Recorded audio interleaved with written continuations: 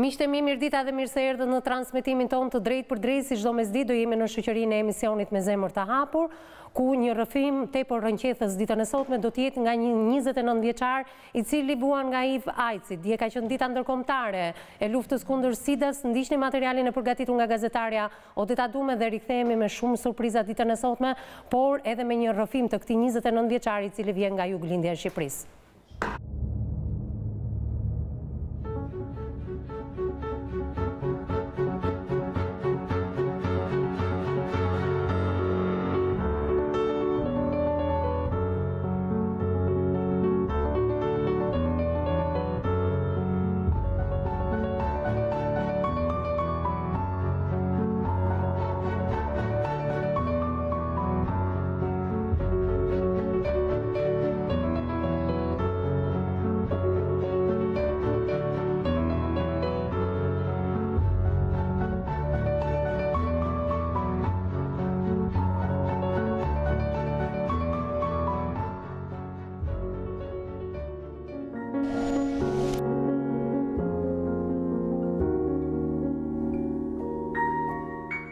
Zotë, lutem ndihmoj që edhe sot unë të gdhihemi gjallë. Frika nga paragjykimet bën që dhe këtë intervistë të mos identifikohet. Por gjen kurajon të denoncoj Cëmerrin që ka përjetuar prapa hekurave të burgut në Drenov, kur bashkëvuajtësit e tij mësuan se ai ishte prekur nga virusi vdekjeprurës HIV/AIDS. Sëmundjen e ka mësuar rastësisht dhe gjëja e parë që i shkoi ndërmend ishte vetvrasja. Faktikisht ndryshoja për sëmundje të trashëguar, siç ka qenë nëna vllai. Por që komplet ndryshe. Më thënë unë isha i diagnostikuar me HIV/AIDS aty lut. Ka menduar deri aty sa të blej dhe fotoksin, t'ja fundit. Nuk kam çfarë. Nuk kam. Është shumë të vështirë. Kohën vazhdim si betoj.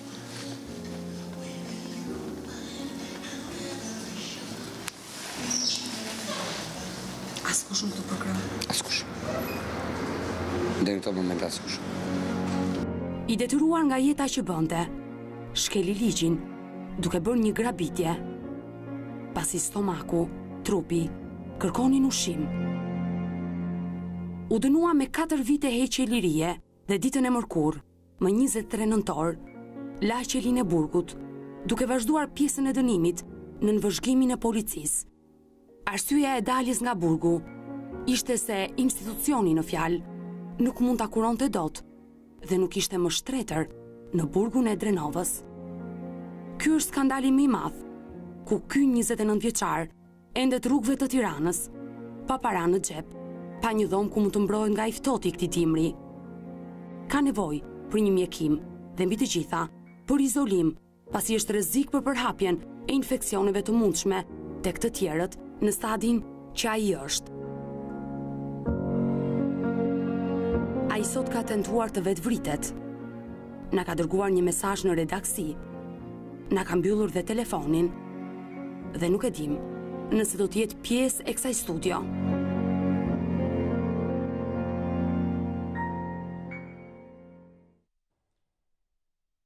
Në fakt, 29 vjeçari është me mua në këtë studio për të rrëfyer, por personi që i ka qëndruar më shumë pranë në 48 orët e fundit është pikërisht gazetarja Odeta Dume, çfarë na ka detyruar ditën e sotme që ta kemi prezent për treguar kalvarin e gjatë të sakrificës së kësaj gazetare dhe të vet 29 vjeçarit, se çfarë ka ndodhur vetëm në 24 orëshin e fundit, mbrëmjen e kaluar ku ai nuk është streuar askund. Do flasim pas pak për këtë tentativë vetvrasje vetëm pak orë përpara se të mbrinte drejt për së drejti në studion e emisionit Me Zemër të Hapur, prandaj dua vëmendjen e të gjithë juve që mund t'i jepni drejtim jetës së këtij të riu, i cili edhe në këto momente është në kushte shumë të vështira emocionale për t'u rrëfyer drejt për së drejti në studion e emisionit Me Zemër të Hapur. Kërkoj ndihmën e gjitha institucioneve që kemi trokitur në 24 orët e fundit për t'i dhënë mbështetjen kryesore këtij 29 vjeçari dhe këtë mbështetje nuk e kemi gjetur deri në këto momente. Për të mos mos marë përsipër barrën e humbjes së jetës së një njeriu dhe sidomos të 29 vjeçari,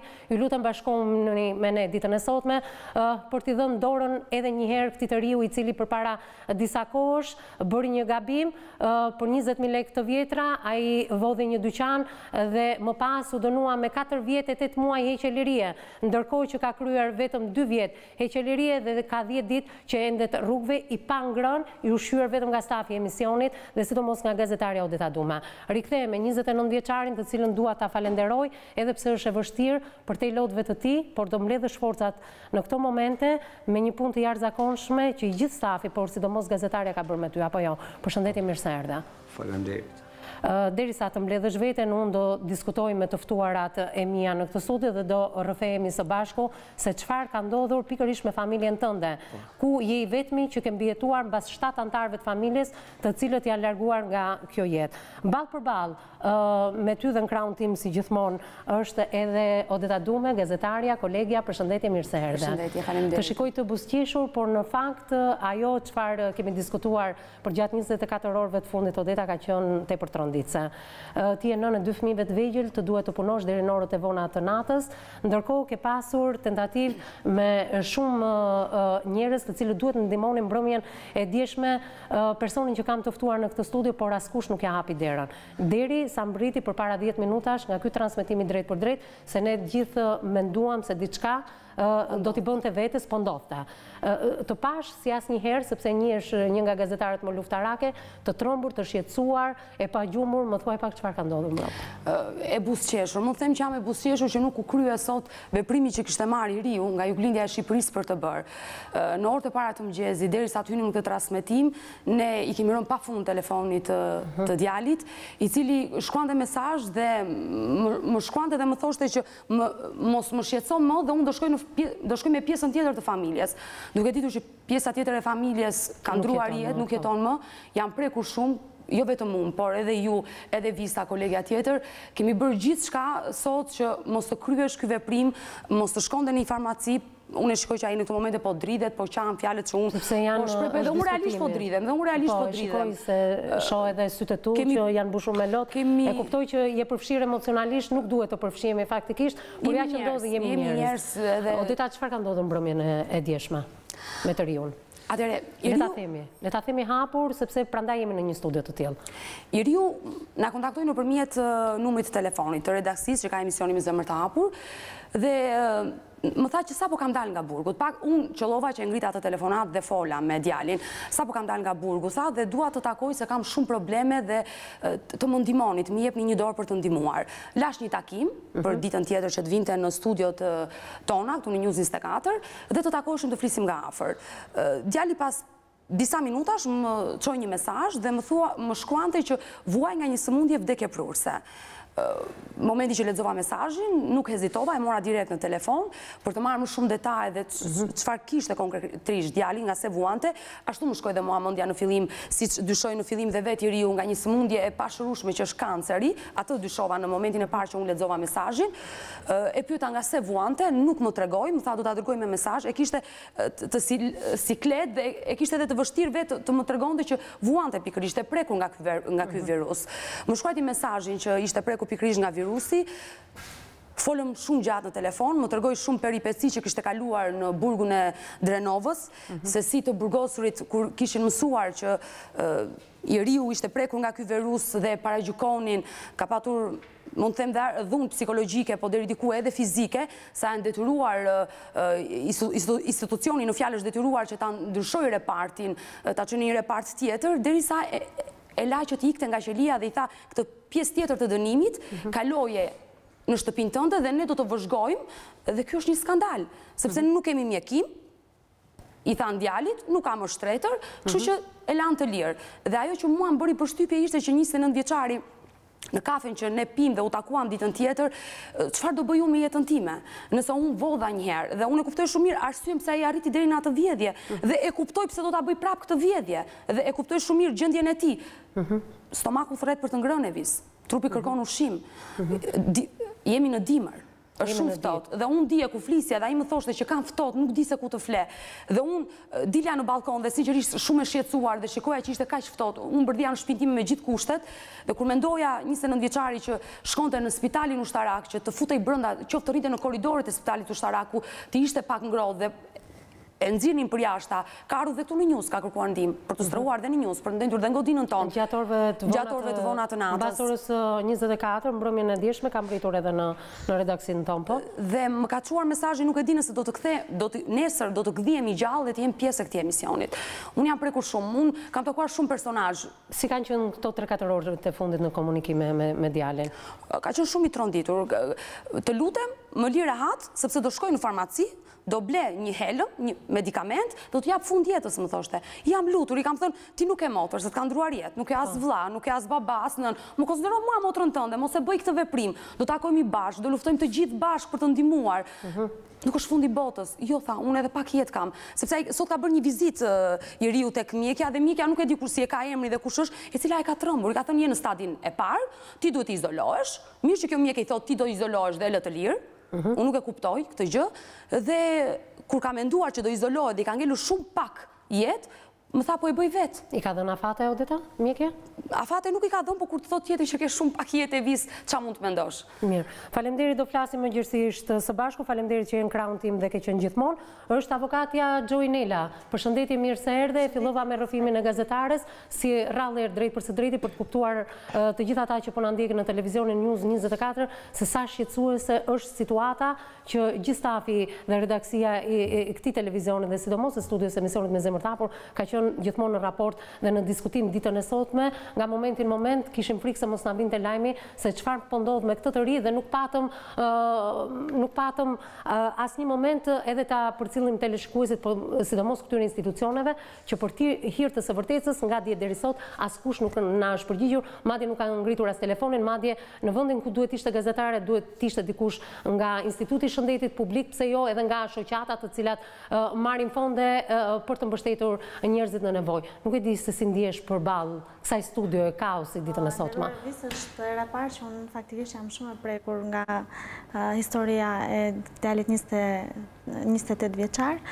Jam e lumtur për faktin që e kemi sot në studio dhe nuk ka ndodhur ajo situata tragjike që ai ka të drejtë ta mendoj faktikisht, sepse ndodhet në mes të 4 rrugëve, nuk di ku do të shkojë, nuk ka një shtëpi ku mund të qëndrojë, nuk ka strehim, nuk shëndeti publik, siç thotë, e ka dramatizuar duke thënë që duhet të izolohesh edhe nuk ka dhe një vend izolimi faktikisht.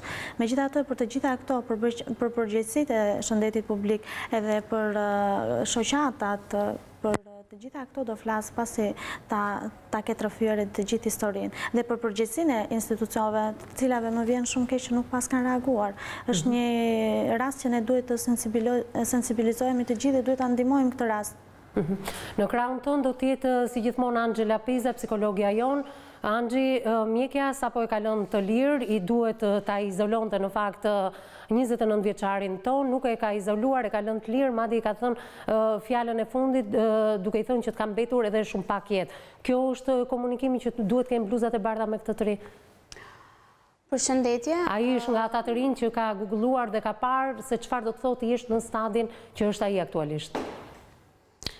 Dje ka qenë dita mbar botërore e luftës kundër SIDA-s, kësaj sëmundje kaq të përhapur kudo në botë dhe para pak kohësh kanë qenë të pamundur mjekimet dhe mënyrën se si ti trajtonin pacientët e tyre mjekët.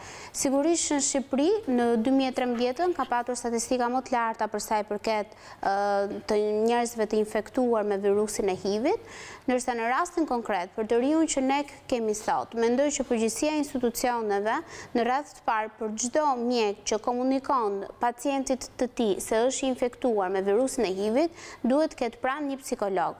Sepse kjo sëmundje është sëmundje kronike e vazhdueshme dhe ka raste që çon edhe në degradimin e të gjithë imunitetit të trupit. Mënyra se si fillojnë simptomat e një sëmundje të SIDA-s, sepse kam lektuar dhe dje për nxënësit këtë gjë, janë ashtu sikur se një grip, por nuk e përballon trupi vetë imunitetin, e shkatron të gjithë me radhë. Unë konfirmohem edhe nga i riu për këtë gjë, që nuk e përballon dot trupi as një koll, as një sëmundje tjetër, as gjë, sepse imuniteti është totalisht i degraduar dhe mbaret një deficient në vetvete.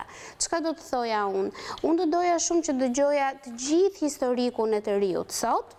Më vjen shumë mirë që ai nuk ka ndërmarr hapa për sa i përket jetës së tij dhe sëmundjes që mund të ketë. Unë kam rezervat e mia, nëse realisht ka arritur deri tek sëmundja dominuese e AIDS-it apo është thjesht i prekur nga HIV-i, sepse ti je i prekur nga virusi dhe virusi mund të qëndrojë edhe si tipar recensiv, që do thotë vetë trupi e mbart virusin, po nuk e lulëzon si një sëmundje. Të gjitha këto janë thjesht simptoma depresive të pacientit që ka zbuluar sëmundjen e tij, apo vetë sëmundja e sidës ka përparuar dhe ka lulëzuar. Çfarë do të thotë të jesh në stadin e parë dhe kush janë këshillat që i ka dhënë vetë mjekja që e ndjek të riun, se si duhet të dali nga dera atij institucioni në momentin që merr këtë përgjigje, është në stadin e parë të sëmundjes. Mirë, përgjigje do t'i marrësh pas pak në qoftë se ka të tilla 29 vjeçari, të cilin unë e falenderoj edhe një herë. Faleminderit që je me mua në këtë studio dhe së bashku kemi pasur një komunikim të gjatë dhe unë falenderoj që këshillat paktën të stafit e misionit dhe sidomos gazetarës që ke përballë teje vletën dhe sot kam në këtë studio jo për të bërë atë shohun televiziv, po për të qenë të gjithë së bashku dhe të paralajmërojmë se të gjitha institucionet që duhet ishin këtu në këtë studio, askush nuk kam rritur, por të mos marrin përgjegjësinë e jetës së një 29 vjeçari, e cila nga momenti në moment mund të na vijë ai lajmi për të cilën na ke paralajmëruar, por jemi këtu për të rikthyer në atë jetë që ti dëshiron. Në qoftë se nuk do ta bëj që vota, për atë natë, sepse ne 2 ditë aty. Sa je penduar për këtë moment? Shumë je penduar? Po. E penduar sepse nuk më kushtoi pak, po 2 vjet jetë. Të kushtoi 2 vjet jetë. Por në kushtet që kanë qenë mbrëm dhe që të kanë monitoruar në 24 orëshin e fundit gazetarja, Odeta, ishe në gjendje ta përsëri veprimin që bëra? Jo, absolutisht. Por çfarë mendove? Në kushtet në cila ndodhem, e di që po të krysh një gabim, shteti ka shumë të lehtë futi në burg. Po. Duke e fajsuar prokurorisë, asnjëri s'marri parasysh rrethanat në të cilat ndodhet një person që kryen një vepër penale. Qofshin këto ordinere. Mjafton të mbushin dokumentat futin në burg. Dhe për këtë pjesë e di shumë mirë që çfarë do veprimi të bëj, do shkoj në burg. Mi po në burg ku nuk mund të jetoj të është shumë e vështirë. Është shumë e vështirë. Shumë. Po çfarë mendove kur e pe që nuk ishe asnjë lloj mbrojtje natën e kaluar, që ishe shumë ftohtë, që i ftohti ndikon drejt për drejt në smundjen tënde, që trokite gjithandej dhe nuk t'u hapën dyert, më thuaj pak. Çfarë mendove? Mbrëm kam folur me Odetën, edhe i kam kërkuar një vend strehimi. Këtë nga këtu pranë televizionit. Kam ardhur këtu diku nga ora 11, sepse kam ardhur në këmbë. Nga Spitali Ushtarak deri këtu. Nga Spitali Ushtarak drejt zyrave tona? Po. Pa para në xhep e vis, pas lek për autobusin e urbanit. Për fat keq, roja nuk më pranoi. Dhe pse i thash, do t'jap në telefon Odetën që të flasësh, jo, tha nuk bëhet sepse unë mbikëqyrem nga të tjerë persona. Jam larguar nga këtu prap. Dhe kam nevojë rrugëve gjithë natën. Duke shtetur gjithë rrugëve. Derisa më gdhiri mëngjes.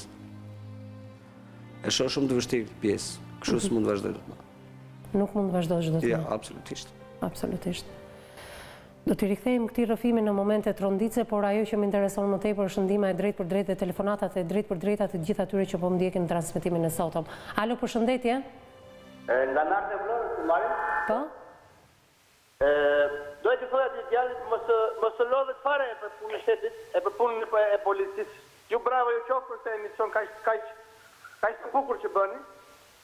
Kam një nota të djallin aty në studio. Nuk kam se vret fare vetën ai. Ka vllai një pistolet, ka 5 polumba, ja numëroj në ballë me policë, e me doktoresh, e me të tërë. Ti bëj sa mund ti bëj. Ky shteti kalë për ky shteti vëllëqur. Mora vesh vlla, ja vllai ty. edhe sopën e hekurit, edhe plumbat, durati ke premeje. Si kësoj fushjanë dhe mos e vrit vetën. Megjithatë, nuk është kjo rruga e dur në këtë transmetim të drejt për drejt, atë çfarë ky telefonues dha mendimin dhe opinionin e tij kundrejt këtij të riu, ky i ri ka nevojë të shtrihet dorat, i jepet një ndihmë emergjente, të paktën edhe sapo të mbyllet ky transmetim i drejt për drejt dhe më pas t'i faturohet gjithçka institucioneve nëse nuk marrin në dorë fatin e këtij të riu. Kishim këtë telefonat që me sa duket ka infektuar edhe pjesën tjetër të shoqërisë që po na ndjek, e ka prekur shumë rrëfimi që ti po jep ditën e sotme në këtë studio. Normalisht veprimi që ti kishe ndërmarr për veten tënde nuk të çon as pak në zgjedhjen e këtij problemi. Jemi këtu gjithë së bashku për ta zgjedhur problemin. Unë e di që je pak skeptik edhe kur unë të flas, të shikoj nga mënyra se si më vështron. Duhet dish që unë nuk jam zoti për të zgjedhur gjithçka. Jam këtu me zërin tim dhe me gjithë të ftuarat e mia, me gjithë të televizion që po na jep këtë hapësirë kohore për ta rrëfyer historinë tënde dhe gjithë së bashku të bëjmë diçka për ty. Odeta, në lidhje me çfarë do ndodhi me 29 vjeçarin, sepse paralelisht punon edhe kolegja në regji dhe presim informacionet edhe ndihmën, do telefonojmë pas pak edhe kryetarin e bashkisë nga vjen i riu, ndoshta për atë amortizimin e banesës që ka nevojë për instalimet elektrike dhe për lagështirën që ndodhet në banesën e tij dhe për t'i rikthyer ndoshta vetëm orendit minimale. Këtij të riu të ketë një jetë ashtu si ai e meriton. Atëherë, për të rregulluar shtëpia e vis, ne sot kemi dalë për të bërë një thirrje dhe nëse askush nuk do na ndihmoj, ne si emision kemi disa persona të cilët na kanë ndihmuar edhe me raste të tjera, të cilët i kemi informuar dhe absolutisht do na thon po për të rregulluar banesën e të riut nga juglindja e Shqipërisë, por për të rregulluar kjo banesë duhet një kohë realisht, nuk mund të bëhet sa hapet mbyll syt. Problemi është emergjent se kudo strehohet i riu të paktën për një javë. Sa të marri masat, pasi ne unë besoj që edhe bashkia nga vjen i riu do reagoj sot, gazetarja jonë e cila është lidhur dhe ja ka sqaruar gjithë situatën, unë besoj që e njeh familjen në fjalë dhe besoj që edhe ata do reagojnë, pasi ky ri besoj një ndihmë ekonomike duhet ta marrë nga kjo bashki e qytetit nga vjen. Nuk ka asgjë, nuk merr asgjë, ka dalë nga burgu, nga qelia, vetëm me atë xhup që ka veshur, me ato pantallona dhe me ato këpucë, pa asnjë para në xhep, sepse e tregoj vetë që për të ardhur nga spitali në ambientet tona nuk ishte qoftë dhe 400 lekë të vjetra për të paguar urbanin. Dhe mos ta harrojmë, nuk është i vetmi në Tiranë dhe në Shqipëri e vis. Megjithatë mua më vjen keq për shkak të rregullsisë dhe pastërtisë që i paraqet, por do doja të flisja pak me djalin për shkak të asaj, sepse është momenti për të reaguar edhe psikologi Angela Peza në lidhje me shumë problematika që ka historia jote. Çfarë të tha mjekja në lidhje me izolimin tënd? Përse duhet të izolohesh, deri në çfarë stadi është smundja, përse nuk të izoloj, çfarë dokumenti të mungonte? Faktikisht me mjekën nuk ka qenë dita e parë sot që kam kërkuar shtrimin, e kam kërkuar që ditën e pardjeshme. Për faktin pasi ligjish më takon të trajtoj me kemë. Fakti që nuk kisha dokument identifikimi e vështirësoi këtë pjesë. Dhe nuk është shumë e nevojshme të ma thot mjekja se për sa kohë do kaloj nga stati i stat. I kam të gjitha informacionet. Në çfarë stadi isha aktualisht? Çfarë tha ajo? Stati 2, po mungesa e medikamenteve, ose në rast se ato mua mjepen dhe unë nuk i do rregullisht, detyrimisht që smundja avancon dhe detyrimisht do kaloj statin e parë. Të kuptoj. Përse të mungon mjeti identifikimit? Për të hapur kartele. E kam bërë në fakt dhe nuk e gjej. E ke bërë dhe nuk e gjen? Në burg e kam bërë. Ndoshta mos e ke dorëzuar në ambientet e burgut? E kam dorëzuar aty, faktikisht, dhe nuk gjendet. Dhe nuk gjendet? E kanë autoritetet, e ke dorëzuar momentin që ke hyrë në burg? Që janë kapur, e kam dorëzuar, nuk gjendet. Nuk gjendet. Pra të duhen edhe paratë të tjera për të nxjerrë një kartë tjetër, identitetin, nëse kjo kartë ekzistuese nuk gjendet as në polici, as tek autoritetet e burgut. Mirë, e kuptoj. Ndjekim një tjetër hapësirë publicitare, rikthejmë pas pak. Jemi rikthyer përsëri në studion e emisionit Me Zemër të Hapur. Pjesa e tretë takon gjithmonë profesionistëve tanë. Fillimisht e filloj me psikologen Angela Peza, në lidhje që shikoi Angel një revoltim të brendshëm tëndin për sa dëgjove në këtë studio, për atë indinjatën që ke brenda vetes tënde, që menjëherë mbas transmetimit të drejtë për drejtë ditën e sotme, ne nuk kemi ende një lajm të mbri në studion e emisionit, qoftë nga qytetarët, qoftë edhe nga institucionet, të japin një drejtim jetës së këtij të riu, çfarë na ka detyruar që gazetarja të lërë studion, të dali dhe të ndihmoj drejt për së drejti dhe kolegen të bëjmë të pamundurën që lajmi të mbri brenda këtyre minutave, edhe pse puna jon do vazhdojë edhe mbas transmetimit të këtij emisioni. Më thuaj pak çfarë po ndodh me rastin e triut. Shikoj që edhe Gjojnela vazhdimisht po telefonon gjatë gjithë kohës për t'i dhënë ndihmën e dur brenda këtyre minutave, që t'i rikthej dhe t'i marrë edhe një mesazh të riut se çfarë do bëhet me të dhe t'i jap shpresën dhe t'i kthej shpresën dhe dinjitetin që meriton. E kam shumë të vështirë emocionalisht për të rrëfyer edhe për ta komentuar apo për të analizuar këtë rast sot. Jam shumë e prekur kur në një nga studiot tona dikush ka thënë që o Zot mos na lë pa hall, po edhe hall mbi hall është shumë e vështirë për të përballuar. Mësojmë dhe ne nga shprehjet e ftuarve tanë. Mësojmë për sakrificat e tyre, si të bëjmë ballë gjërave. Kjo është një situatë shumë alarmante, një situatë që mund të ndodhë të kujdo. Kujdo mund të ndodhë të shkojë në një spital, të kurohet edhe fatkeqësisht të infektohet dhe të marrë sëmundjen e HIV-it. Nuk është kaq e zakontë, nuk është se duhet përhap panik apo alarme të rreme. Nuk është kaq e zakontë, por ja që ndodh. Dhe i gjithë diskriminimi ynë, gjithë paragjykimi ynë, vjen te ky i ri sikur ti e ke bërë vetë këtë gjë dhe e bëjmë atë të ndihet në faj, e bëjmë që të ndihet në turp, ndërkohë që ai s'ka as faj dhe nuk ka as turp. Mua më vjen keq që çdo gjë që them ai ma pohon me kokë, edhe unë i vëgishtë mbi plag për këto që them. Por i them ballë për ballë që s'ka fare pse të ndihet në turp, as pse të ndihet në faj. Nëse nuk do t'ishe ti, do t'ishe dikush tjetër që mund t'ishte infektuar në mënyrë aksidentale, qoftë nga mjeku, qoftë nga papastërtia, qoftë nga dentisti që merret. Ne e dim tashmë se si janë rrugët që të çojnë drejt kësaj sëmundje shumë të vështirë. Fatmirësisht, në këto vitet e fundit, ne kemi arritur, ose shkenca ka arritur, që 1/4 e kësaj sëmundjes të uli vdekjeprurjen. Pra, është ulur vdekshmëria për këtë sëmundje dhe këtë e tregojnë statistikat qartë. Ne sot jemi këtu që ta bëjmë këtë të ri, të shikoj këtë tunel ka shterët, të shikoj që ka dhe dritë. Ka plot njerëz që jetojnë me sëmundje kronike, por zhvillojnë aktivitetet e tyre, marrin medikamente në mënyrë të vazhdueshme dhe arrin që të realizojnë ato ëndra dhe dëshira që kanë jetë. Ne po e shtypim vetë, secili nga ne po e hedh një gur duke diskriminuar dhe duke paragjykuar. Por dhe kjo ndodh edhe nga frika e qytetarëve të tjerë. Nuk mund të themi që t'jemi të gjithë të mirë. Kjo ndodh nga një frikë se mos infektohet, nga mos informimi, nga mos dija se si mund të përçohet kjo sëmundje nga një individ që është infektuar tek një tjetër që është i pa infektuar. Puthjet, përqafimet, dhënia e dashurisë, fjalët e ngrohta, mirësjellja, edukata, nuk të infektojnë dhe nuk të bëjnë ty që ta mbartësh këtë sëmundje. Ne në radhë të parë jemi njerëz që kemi vlera njerëzore brenda tek zemra jonë dhe tek shpirti jonë. Le të mundohemi që ta përçojmë të nëpërmjet frekuencës së valve, siç është frekuenca e zërit. Le të transmetojmë mirësi dhe dashuri. Sa herë që ne hasim dhe kemi marrëdhëniet tona sociale dhe komunikuese me çdo njeri, jo vetëm atë riun që kemi sot 29 vjeçar këtu. A ka profesion më human se mjeku që të shpëton jetën, se një psikolog që shndron pranë zemrave dhe pranë njerëzve të cilët kanë një rëndes shumë të madhe psikologjike kur vuajnë nga një sëmundje.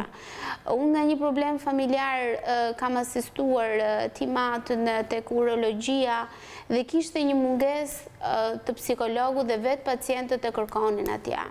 Kur unë pyeta shefin e pavionit, kërë infermierin, që pse se ekziston një psikolog që ti qëndroj pranë këtyre njerëzve dhe para dhe pas operacionit, sepse nuk është e nevojshme.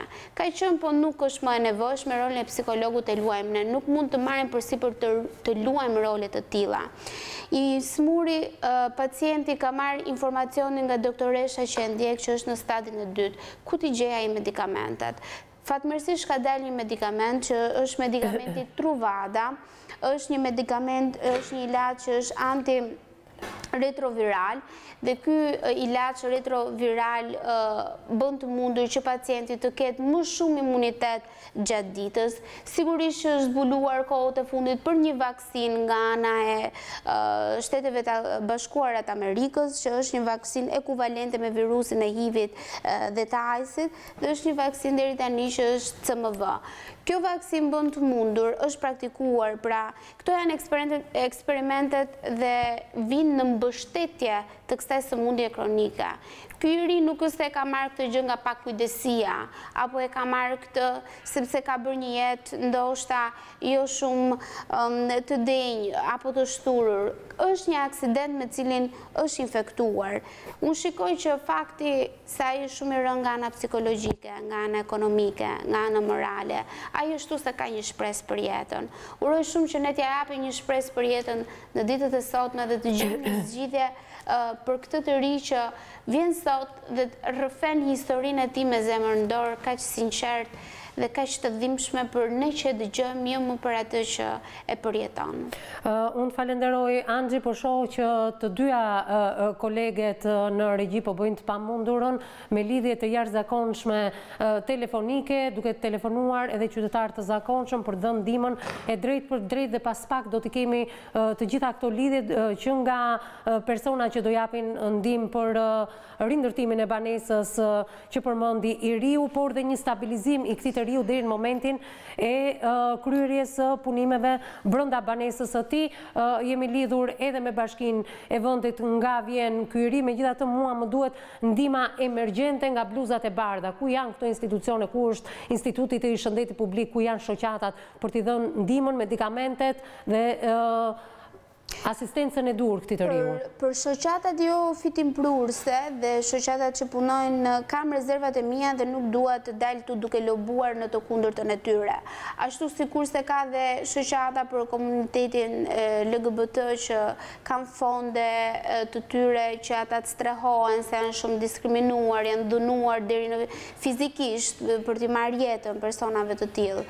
Unë nuk e di se si funksionojnë mirë shoqatat në lidhje me strehimin e këtyre personave dhe me pjesën që këto të arrinë deri në kujdesin e tyre të përditshëm për mbijetesë, të ushqehen dhe të kenë një vend ku të flenë dhe të marrin shërbimin e duhur mjekësor. Më duhet të ndërpres Angji duke më ndje dhe më jep mirë kuptimin tënd, sepse kam rritur telefonata e shumë pritur, thash edhe njëri duhet gazetare se her pas here, prandaj e ftoj të hyjë në këto momente dhe të ulet pranë vendit të saj, duhet her pas here të shkoj edhe në regji. Kam zotin Fatmir Sena, është një emër që besoj duhet ta njohin edhe qytetarët e thjeshtë, që shumë shpejt emri i tij do vijë edhe si personazh i studios emisionit Me Zemër të Hapur. Nuk është ndihma e parë dhe drejt për drejt që zoti Sena ka thënë për personazhet, njërin prej tyre, fëmijët e tij dhe një 70 vjeçar që besoj se ju e mbani mend si personazh të studios emisionit Me Zemër të Hapur dhe nuk ka ardhur një herë si 29 vjeçari, por ka ardhur dy të tilla. Ky person i ka rikthyer buzëqeshët dhe kjo 2016 do mbyllet mjaft mirë për familjen Axhiu që vinte nga Laçi. Shumë shpejt zoti Axhi 70 vjeçari dhe fëmijët së bashku me zotin Sena do jenë të ftuar në studion e emisionit ton,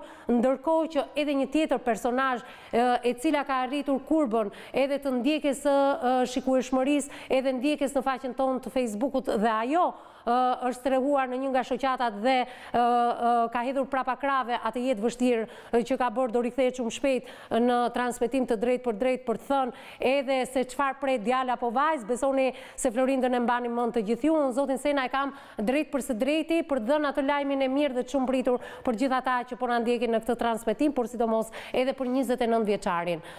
Ai është drejtuesi i Stop Krimit. Përshëndetje zoti Fatmir. Përshëndetje. Në radhë parë falenderoj dhe publikisht sepse nuk është ndihma e parë dhe drejt për drejt që ti ke dhënë për personazhet e emisionit Me zemër të hapur. Duke përfituar nga këto minuta, le të ndalojmë tek djali konkretisht. Çfarë keni marrë përsi për ju Stop Krimi, zoti Fatmir? Nga ju se po bëni këtë sensibilizim në gjithë Shqipërinë, unë e marr përsi që të rregulloj shtëpinë të gjithë. Çfarë problemi të ketë në shtëpi, ne e marrim përsi për t'ia rregulluar. Do më thënë, në instalimet elektrike ka nevojë djali dhe eliminimi lagështirës, suvatimi i kësaj banese. Të gjitha ja marrim përsipër siç kemi marrë shtëpitë tjera, shtëpinë e familjes Guri. Po, shumë shpejt së bashku me zotin Guri, zoti Fatmir, do t'ju kemi drejt për së drejti, t'ju njohim edhe nga afër me jetën tuaj dhe me veprimtarinë tuaj. Faleminderit që je drejt për së drejti me studion e emisionit Me zemër të hapur. Edhe pak orë ndi kryesore kërkon i riu, megjithatë ju keni marrë përsi për gjithçka, apo jo?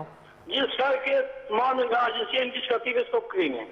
Faleminderit edhe njërë zoti Fatmir, faleminderit edhe Stop Krimit, në ndiqni dhe bëjni pjesë e emisionit Me zemër të hapur në ndihmë të personazheve të tij. Besoj se mbriti ky lajm i mirë, i drejt për drejt, të rikthejmë atë buzëqeshjen. Do procedojmë, nuk e di Odeta se ku mund të rri ky i ri derisa gjithçka të bëhet gati, se do një farë kohë në fakt. Jemi dhe ndihmër, jemi në mes të acarit, nuk e di se sa kohë do kërkohet. Arritet të flisë me zotin Sena apo jo? Jo, besoj për aq minuta sa dole nga studio. Për këtë pjesë jo. Do mundohem të lidhemi me një shoqat. Për të strehuar të paktën derisa të bëhet gati. Derisa të bëhet po, anë që mbriti ky lajm i mirë, pres edhe disa lajme të tjera të mira nëpërmjet lidhjeve telefonike, do t'ju bie nga pak të flisni sot, se me sa duket ka një lloj dinamike kjo. Sa mirë që ka njerëz kaq fisnik si zotria që telefonoi edhe që na ndjekin në mënyrë të vazhdueshme. Unë kam një mesazh për të gjithë njerëzit në të gjithë Shqipërinë. Nuk mos u stepni nga personat që janë të diagnostikuar me HIV/AIDS. Mund t'i përqafoni, mund t'i puthni, mund t'i jepni dorën. I vetmi kontakt që mund t'infektohet është nëpërmjet gjakut, nëpërmjet marrëdhënieve seksuale të pambrojtura, nëpërmjet xhirit të nënës që kalon tek fëmia, apo nëpërmjet lëngjeve sekrete të trupit që transmetohen nga një trup tek trupi tjetër. Askush nuk mund t'infektohet me një përqafim, me një puthje, me një fjalë të mirë, me një fjalë dashurie. Këto janë gjëra që nuk të infektojnë. Askush deri më sot nuk ka vërtetuar për sa kohë ka ekzistuar ky virus, se njerëzit mund të rrezikojnë jetën pikërisht nga një person i tillë. Unë do të jem e para që sapo të mbaroj ky emision, do të përqafoj të riun për të thënë që ka njerëz cilën e përqafojnë dhe japin sigurisht dashuri. Ju lutem, dëgjojeni dhe nuk janë fjalë që vinë prej meje si individ, si Angela, po vinë nga shkenca që vërteton dhe ka vite që vërteton këtë gjë. Të falenderoj e dashur për gjithçka që bën për studion e emisionit Me zemër të hapur. Jemi me fat që të kemi në këtë studio si specialiste, po aq me fat jemi edhe për Gjojnelën, e cila vërtet është bashkuar kohët e fundit grupit të madh të bashkëpunëtorëve të emisionit Me zemër të hapur, po është një nga ato avokatet e reja me përvojë, e cila vjen mjaft e përgatitur dhe në kohë reale madje ndihmon edhe personazhet tonë, apo jo? E vërtet Avis, unë faktikisht gjatë kohës që po flitet zotria në telefon, kam patur edhe disa reagime në telefonin tim nga personazhe që përfaqëson, domethënë biznese, për sa i përket ushqimit, të orendive të shtëpisë që mund t'i duhen djalit. Gjithsesi, pas emisionit unë do i vë në dispozicion edhe disa numra telefoni që këta zotrin kanë menduar që ta ndihmojnë.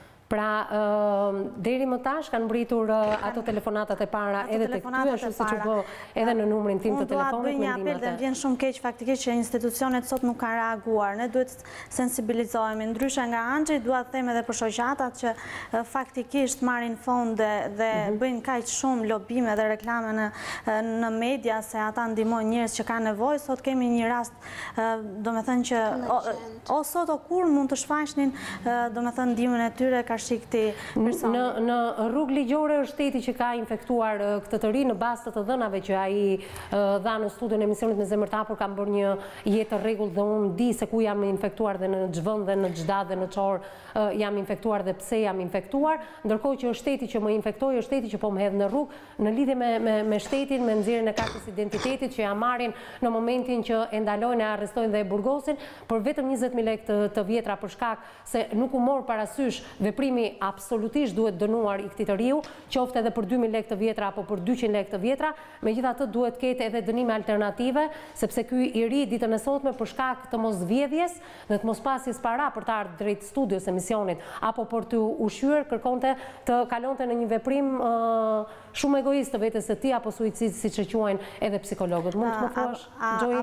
Absolutisht e sa përgjigjës duhet jetë? Përgjegjësia e institucionit sigurisht që është që nga karta e identitetit, e asaj zonjës që i thotë duhet të izolohesh edhe e lë të lirë. Përgjegjësia e shëndetit publik. Por duhet të them këtu më bëri shumë përshtypje fakti që në kohën që djali ka qenë në burg, informacioni që ai është me këtë sëmundje e kanë patur, domethënë institucionet brenda në burg, dhe dua të them që jo vetëm në Shqipëri, por në mbar botën, gjithmonë kur personat janë të infektuar me sëmundje kanceroze, ata nuk duhet të rinë në burg. Dhe po më vjen shumë keq që zotria më tha pak më përpara në studio që unë kam qëndruar më shumë se një vit e gjysmë, kur të gjithë e dinin këtë gjë. Kjo gjë lë sigurisht për të dëshiruar. Më vjen mirë edhe falenderoj zotin Fatmir, i cili u bë pjesë duke dhënë ndihmë, megjithëse kjo nuk ishte hera e parë dhe unë e kam ndjekur gjithmonë një falenderim edhe një bravo të madhe për zotin Fatmir. Të kërkoj ndjesë sepse institucioni i parë që ka reaguar është pikërisht Bashkia, nga ku vjen ky i ri dhe ku banon dhe ku është banesa.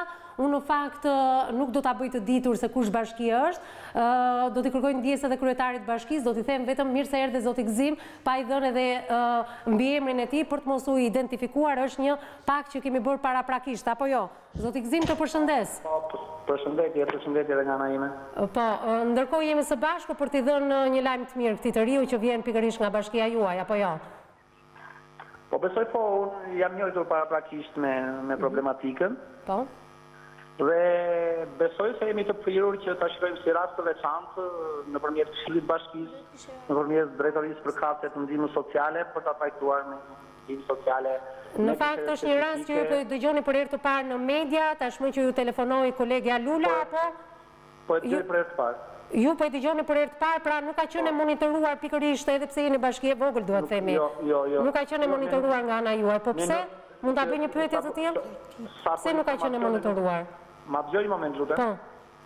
Ne nuk jemi bashki e vogël, sa për informacion, bashkia jonë tashmë ka 70.000 banorë dhe ka 82 fshatra. Krahasime me bashkitë e tjera, doja të thoja. Po jo, jemi bashkia e 13 në rang republike, sa për informacion. Në rang republike. Megjithatë, kjo pak rëndësi ka. Po. E rëndësishme është që të gjejmë një zgjidhje dhe të japim një zgjidhje edhe për personin qenë. Megjithatë, zgjidhja duhet jetë emergjente, se vetëm për të udhëtuar nga Tirana drejt qytetit tuaj, riu nuk ka asnjë të ardhur, asnjë të holl, imagjinoj jo më të ushqet dhe nuk kërkojmë rikthimin e tij sepse disa vite më parë ai është dënuar për shkak të vjedhjes së 20.000 lekëve të vjetra. Tham edhe një herë që ishte i uritur edhe e kishte bërë këtë veprim dhe nuk do t'i kthehet më këtij veprimi. Vetëm ditën e sotme ai ka tentuar të vrasë veten për të mos u rikthyer këtij veprimi që ka kryer shumë vite më parë. Ju lutem një ndihmë të drejtë për drejtë të gjithë së bashku, të mblidhemi edhe mbas transmetimit të emisionit dhe të japim një zgjidhje emergjente. Nuk e di, ai është paraqitur në zyrat tona në punonësit tanë që merren me këto puna. Ka 10 ditë që ka dalë nga burgu, është paraqitur në bashki, ke qenë? Edhe në qendra administrative, kurse Ndërruar të gëzim... Qarë njësi administrative është? Në rasë më gjonë tani, besoj? Po, zoti gëzim të gjojnë një minut, po se më duhet kaloj... Në kohën që unë kam qenë në Burg dhe nga moment që unë jam diagnostikuar me këtë sëmundje, unë zoti gëzim i kam bërë një shkres, besoj se kam marrat shkresën. Letër nga Burgu. Ku i kam kërkuar... Pra ju kam britur një letër nga Burgu, duat themi.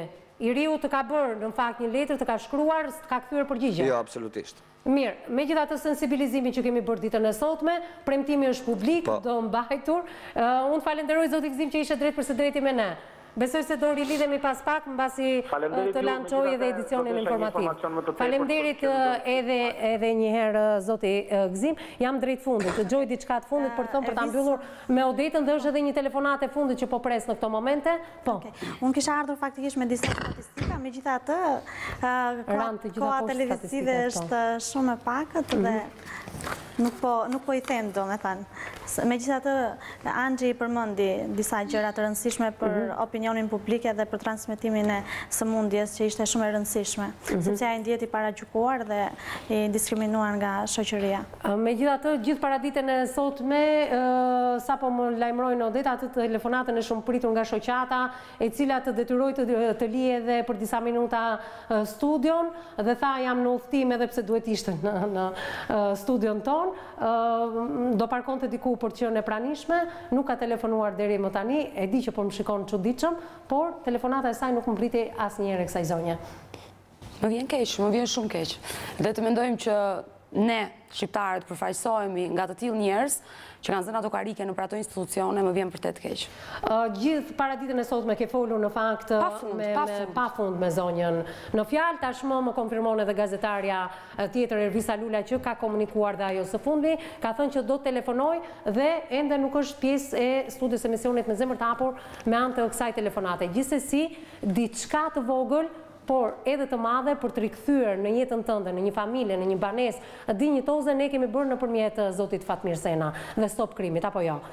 Kryetari i bashkisë mori përsipër atë që mund të bëj për ty, megjithatë dhe dy koleget e mia, të paktën në lidhje edhe në bashkëpunim me zotin Fatmir, ku të qëndrosh për disa ditë derisa të bëhet gati edhe banesa, nuk besoj se do të rikthehet më ato mendime që pate përpara se tyje në transmetim të drejt për drejt, dhe këtë duat ma premtosh publikisht. Do ta ndjekim me kamerë, vis, kudo, dhe pse jo, për festat e fund vitit, të vi ky yri në studion ton dhe të vi buzëqeshur, jo më me lot...